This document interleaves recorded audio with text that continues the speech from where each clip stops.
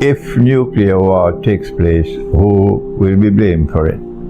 I am not the only one by any means. There are huge numbers of scholars and analysts around the world who are already of the same view as I am, that nuclear war seems to be now inevitable.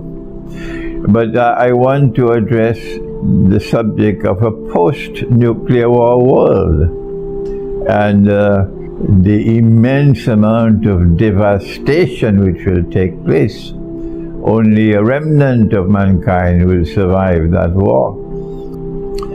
And so we expect, therefore, that nuclear war would be a war to the finish, that each side would use the maximum amount of nuclear weapons that they can use. And hence it is not far-fetched for us to conclude that there will be immense devastation around the world, particularly in Russia, China, and in the Western world, and wherever there are American bases, like one of the biggest one of all in Kosovo. Whatever remains of the world after that nuclear war would be one in which whoever survives that war would ask, who is to blame for this? And whoever is able to get mankind, the majority of mankind, to agree upon who is to blame for that war, that country, those people, are going to be targeted by mankind. It is not in Islamic eschatology at all that all of mankind will perish. There will be no more life on earth after that nuclear war.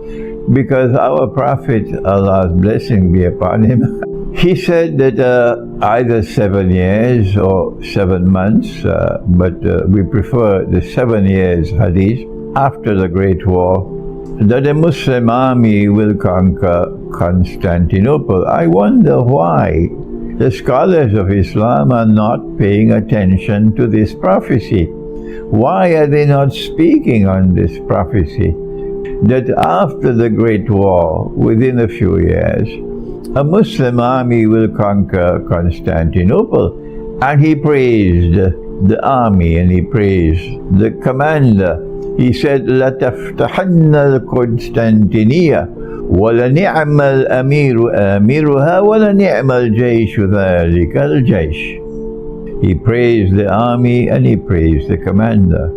So we know there is life after the Great War. But the question is, in that post-nuclear war world, who is going to be blamed for that Great War and that devastation of mankind? Well, when 9/11 took place, we asked, who has benefited the most from 9/11? That's the good place to start in determining who is responsible for 9/11. So similarly, if the Great War takes place, or when the Great War takes place, a good place for mankind to start to determine who is responsible for that Great War is who will benefit the most. Now, I offer an Islamic eschatology. And in my eschatology, my eschatological view, we have a figure called the false Messiah. And our Prophet, Allah's blessing be upon him, described him as Al-Masih al-Dajjal. He's not simply Dajjal or the impersonator. He is more than that. He is the false Messiah. So Dajjal is linked with the subject of the Messiah.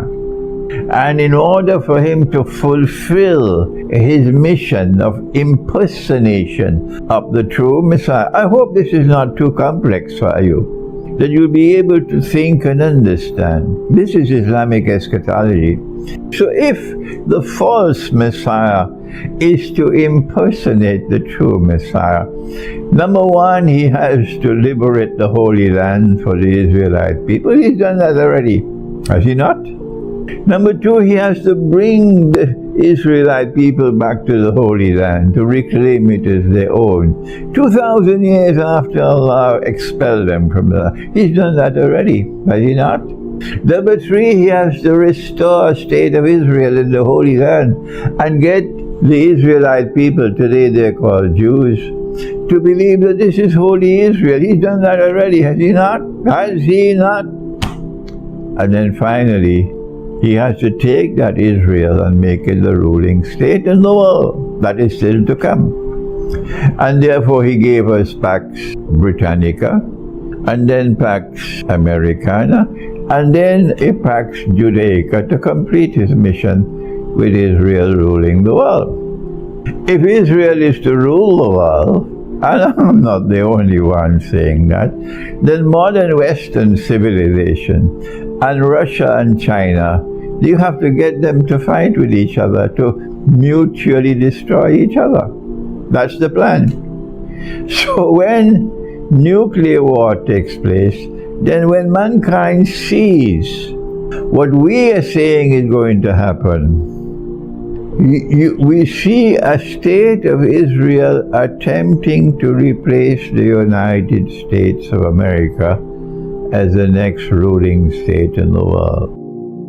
From the time the world sees, or the remnant of the world sees, the evidence that a Pax Judaica is coming to replace Pax Americana, and Israel is poised to assume position as the ruling state in the world, taking first of all control over money, with one central bank ruling the one currency that all of mankind will have, and of course that will be in Israel. Then it will not be difficult for mankind to come to the conclusion they are the ones responsible for the Great War. I don't have to provide the evidence who pulled the trigger, who did this and who did that. Who is benefiting from the Great War? So I want to end this brief video, which introduces a new subject now, which I have not discussed in the past. The great likelihood that in a post-nuclear world, mankind will eventually blame the state of Israel and the Zionist movement around the world, blame them for the nuclear war. If I am wrong, if evidence of this never materializes, then I'm wrong. And I'll accept if I'm still alive, I'm wrong. But if the evidence does emerge, and I'm right, then they'll confirm the truth, which came with the Quran and with Prophet Muhammad. Allah's blessing be upon him.